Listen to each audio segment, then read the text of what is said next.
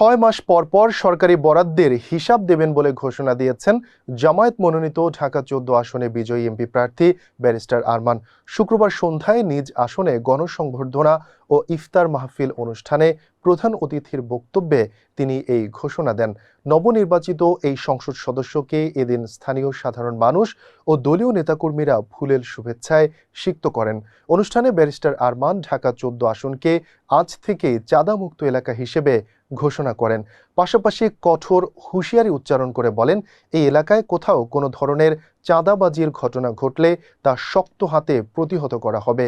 চাঁদাবাজ দমনে প্রয়োজনীয় কমিটি গঠন করা হচ্ছে বলেও তিনি জানান।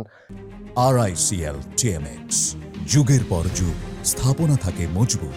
আর্থিক স্বচ্ছতার বিষয়ে গুরুত্ব আরোপ করে তিনি বলেন, সরকারি উন্নয়ন প্রকল্পগুলোয় কত টাকা বরাদ্দ আসছে, তা কোন কোন খাতে কিভাবে ব্যয় হচ্ছে তা সাধারণ মানুষের জানার অধিকার রয়েছে।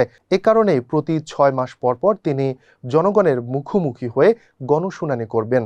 অনুষ্ঠানে স্থানীয় রাজনৈতিক নেতারা এবং গণ্যমান্য ব্যক্তিরা উপস্থিত ছিলেন। বক্তারা ব্যারিস্টার আরমানের এই উদ্যোগকে স্বাগত জানিয়ে ঢাকা 14 আসনকে একটি আধুনিক ও সন্ত্রাসমুক্ত এলাকা হিসেবে গড়ে তোলার প্রত্যয় ব্যক্ত করেন।